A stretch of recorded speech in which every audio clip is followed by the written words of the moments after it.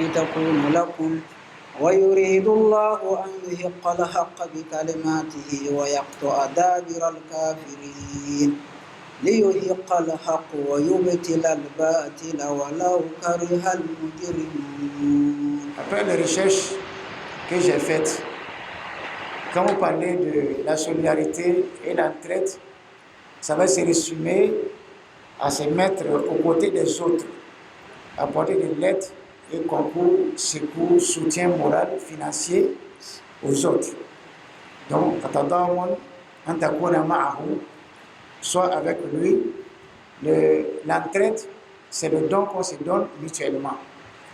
Quand vous allez en profondeur du sens de l'entraide, vous allez ressortir que le don que je donne à mon frère, à ma soeur démunie, nécessité, veuve, orphelin, en réalité, ce don-là, c'est destiné à moi-même.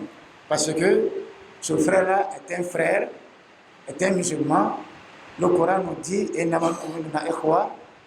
Corans ne sont que des frères. Alors, quand on dit la solidarité, ça veut dire union, entraide, l'accord entre les membres d'une société, de sorte que chacun des membres de la société s'engage à apporter soutien aux démunis, aux riches apporte un concours aux nécessités. Donc c'est un engagement mutuel qui est pris dans la société pour qu'on puisse se soutenir. Ce que je ne peux pas faire, vous venez m'aider à le faire pour que je puisse atteindre un mes objectifs. Lui-même, la majorité des humains ne reconnaît pas qu'Allah a fait du bien. Donc c'est comme ça. Maintenant, quand toi tu crois à Allah subhanahu wa ta'ala, je le fais à cause d'Allah. Je ne regarde pas à celui à qui j'ai donné, j'ai fait le don. Je ne regarde pas son comportement, mais je regarde à Allah. Je l'ai mis dans ma maison, il m'a envoûté, il ne peut pas t'envoûter. Ça est dans la tête. Une fois tu fais du bien, tu es protégé. Allah te protège. Il fait tout ce qu'il peut faire, mais ça ne peut pas t'atteindre jamais. C'est cette foi-là qui doit animer un musulman. Avec les barrières, bien sûr, comme Ayat al-Kursi, si c'est possible que je leur dise ça ici. Ayat al-Kursi, 5 fois par jour, chaque prière une fois. La ilaha illallah wahdahu la sharika lahu lahul mulku wa lahul hamdu wa huwa ala kulli shay'in qadir. 10 fois subuh, 10 fois maghrib, les autres prières une fois. Il n'y a pas de problème. Et tu peux lui dire merde, mais tu ne peux pas faire du bien à quelqu'un. Cette personne va se dresser contre toi et il peut t'atteindre. Tout à l'heure, le cheikh est passé dans les détails. Il a dit s'entraider, c'est entre la communauté musulmane. Bon, je viens dans une cour commune comme ça. Je vois 2 maisons dans une cour commune. La première cour, elle est démunie. La deuxième aussi, elle est démunie. La première cour, c'est des musulmans. La deuxième cour, c'est des non-musulmans. Est-ce que je vais m'arrêter seulement à cette cour musulmane et laisser l'autre cour? Voilà, c'est cette différence. J'aimerais savoir auprès du cheikh. Il est bien de dispatcher les dons, pas seulement les musulmans. Mais nous sommes dans une communauté. Et dans cette communauté, il y a les nécessités, il y a les orphelins. Je ne vais pas déplacer mon don, aller ailleurs, pendant que ma communauté est dans le besoin. C'est ça. À la maison, les gens, ils sont mon frère dans le besoin.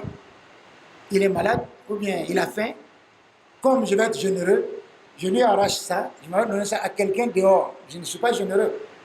Non, il faut commencer vers soi-même d'abord. Maintenant, il y a une manière de faire la promotion de l'islam. Il y a une manière, tous les musulmans doivent être un da'i. Tous les musulmans doivent faire la promotion de l'islam. Maintenant, lui qui n'est pas musulman, quand je vais leur donner, c'est pourquoi. C'est pourquoi on dit que je suis bon, ou bien c'est pour l'islam. Voilà pourquoi les destinations des zakats, il y a la fête Kouloubou. Ce qu'il faut l'amener vers vous. S'il est méchant et qu'on lui donne l'argent, ça va l'empêcher de nous faire du mal, on lui donne la zakat. Si on sait qu'en lui donnant la zakat, il va devenir musulman, on lui donne la zakat. Maintenant, c'est comme ça. Sinon, tu es dans une cour, s'il y a des gens qui ne sont pas musulmans, mais ils sont dans le besoin et que toi, tu es capable, il faut leur donner.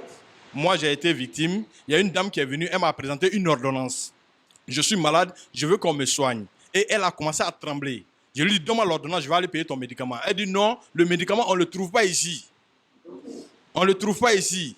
On le trouve dans une autre pharmacie. J'ai dit, allons, on va payer. Elle dit, non, je veux que tu me donnes l'argent. Ok. Je lui donne l'argent. Et je lui dis, je ne veux pas que tu ailles demander quelque part. Si c'est pour payer le médicament, va payer le médicament directement. Je lui donne l'argent. Et quand je lui ai donné, elle donne dos et devant, elle commence à demander. Je suis allé vers lui, elle est partie, elle a fui. Je n'ai rien dit. Un mois après, la même dame me retrouve dans la même position parce que je m'assois dans un cyber avec la même ordonnance. Et je voyais. Maintenant, quand je pense à cette sourate, quant au demandeur, ne le repousse pas. Qu'est-ce qu'on doit faire? Puisqu'on n'a pas Dieu pour savoir ce qu'il a, s'il est sincère. J'ai donné une fois. Quand je le vois encore même ordonnance, je le chasse. C'est le chasse, ça c'est une manière aussi de le corriger. Et je le parle. Donc quelqu'un qui est comme ça, il faut le chasser. Il faut lui donner les conseils. On ne lui donne pas. Lui, il n'est pas un demandeur. Lui, c'est un mendiant professionnel. Tous les mendiants professionnels, on ne donne pas. On n'a pas l'encourager à la mendicité. Il y a une histoire. Il y a quelqu'un qui est venu voir le prophète. Il dit, donne-moi. Le prophète lui voit, il est bien portant. Il n'y a pas signe de faiblesse ni maladie sur lui. Il dit, pourquoi tu demandes? Il dit, c'est parce que j'ai fait. Il dit, il n'y a rien chez toi. Il dit, il n'y a rien chez toi. Il y a un gobelin. Il y a seulement un gobelin. Il dit, bon, il faut envoyer le gobelin. Quand le gobelin est venu, le prophète demande, qui va prendre ça à 1 dirham? Et un dit, je prends ça à 1 dirham. Il dit, bon, qui prend ça à 2 dirhams? Ça, c'est aux enchères. Il y a quelqu'un qui a payé à 2 dirhams. Il dit, bon, 1 dirham, il faut envoyer ça à ta famille. L'autre dirham va payer H et puis tu m'envoies. Je vais attacher ça au poids. Il dit, bon, 15 jours, je ne te vois pas ici. Va chercher du fagot. Bois des chauves, tu envoies, tu vends, puis tu repars. 15 jours. Mais quand il est venu chez le prophète, il avait déjà l'argent. Il dit, ça, c'est pas mieux que tu demandes, on te cherche avec toi. Donc c'est comme ça. Ce n'est pas tous les demandeurs qu'il faut donner. Il y a des demandeurs qui donnent conseil. Voilà. Maintenant, si on veut se épargner de tout ça là, il faut voir les ONG. Il faut leur donner ta zakat. Il faut leur donner le don que tu veux donner. Vous voyez? Donc c'est comme ça. C'est pas un repousse. Tu n'as pas repoussé le demandeur, mais tu as repoussé un escroc. Vous avez dit dans votre intervention, c'est vrai qu'on peut faire le bien personnellement, mais le meilleur canal, c'est de passer par les ONG. Et moi, ma question, comme vous l'avez dit lors de votre intervention, vous êtes, on va dire, il y a de la suspicion dans les actions que mènent souvent certaines ONG. J'aimerais que vous interveniez, vous nous donnez votre avis sur les ONG qui collectent les fonds et qui ne l'utilisent pas à bon escient. On pourrait dire que c'est de l'escroquerie déguisée. Alors, moi, j'aimerais que vous avez parlé donc de l'avantage qu'il y a à passer par les ONG, mais j'aimerais que vous interveniez sur cet autre aspect des ONG. Merci beaucoup. Les ONG qui sont comme ça, on peut facilement les connaître, puisqu'il y a un rapport. Il y a un rapport. Ce qu'on doit savoir, ce que les gens doivent savoir, quand les gens viennent donner à l'ONG, ils mènent des enquêtes, ils demandent, puisque quand l'ONG partage, on le sait tout de suite. Il y a quelqu'un qui va dire, non, nous, on veut faire du Mohamed. La nouvelle commence à partir. Maintenant, quand l'ONG ne donne pas, on le sait. Moi, personnellement, je connais des collègues imams qui sont ramassés tout. Quand il y a donc comme ça qui est parti aux ONG, quand il va, le véhicule, c'est directement chez lui. Mais s'il faut amener les veuves, quand il amène les veuves, il leur donne un peu, et puis le reste, il envoie ça chez lui. Lui, je le connais, et puis tout le monde connaît ce monsieur-là. Donc, il faut avoir crainte d'Allah subhanahu wa ta'ala. Comme il est dit, sa punition est sévère. Quand vous escroquez les gens et que vous mangez ça, vous mettez feu dans votre ventre, en même temps vous barrez la route pour le chemin des dons, le chemin aux généreux. Sinon, ce n'est pas tout le monde qui est comme ça. Il y a des ONG qui sont vraiment honnêtes, ils sont sérieux, mènent des enquêtes, tu donnes l'argent, tu dis amène-moi le rapport, on t'amène le rapport, tu as le temps de vérifier. On peut même te donner le nom des récipients et leur numéro, leur adresse. Tu peux les appeler. Comme le ministère de la Santé nous a fait ça, on envoie le nom et l'adresse. La mairie nous a fait ça, on envoie le nom et l'adresse. Comme ça, ils appellent eux-mêmes les véhicules pour voir effectivement si l'argent est parti. Donc, tu peux le faire si tu veux vérifier. Je crois que notre Al-Mubarak ONG Filian ne serait pas comme ça, Inch'Allah ta'ala. Inch'Allah ta'ala. Celui qui n'a pas assisté à cette conférence, il doit comprendre que dans la vie, on ne peut pas vivre seul. Il faut vivre avec les autres. Vivre avec les autres, c'est partager avec les autres. Et qui dit partager, vous avez 5 francs et à côté de vous, quelqu'un est en train de mourir de faim ou bien est malade, il faut intervenir pour l'aider. Et ça, c'est ce qu'il faut comprendre en premier lieu, le vivre ensemble. Il faut dire que c'est un groupe caritatif qui a vraiment beaucoup de choses à faire. On a certainement donné du plaisir à certaines personnes en leur apportant des kits alimentaires. On a scolarisé des enfants. On a assisté des gens pendant les fêtes. Mais ça ne suffit pas.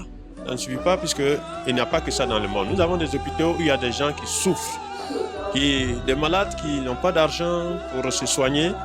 Il y a ce côté-là à faire. Et cela, nous avons dans notre programme. Il y a beaucoup d'autres choses à faire. Nous avons vraiment besoin d'aide, nous aussi, parce qu'il nous faut de l'aide pour aider les autres. Et nous demandons à tous ceux qui le peuvent qu'ils nous viennent en aide. On a souvent envoyé des lettres de demande d'aide. Bon, il y a des gens qui nous aident, mais il y en a qui, par contre, sur lesquels même on compte même qui ne font rien. Alors on leur demande de nous aider. Nous ne le faisons pas pour nous, mais nous le faisons pour la population qui est dans le besoin.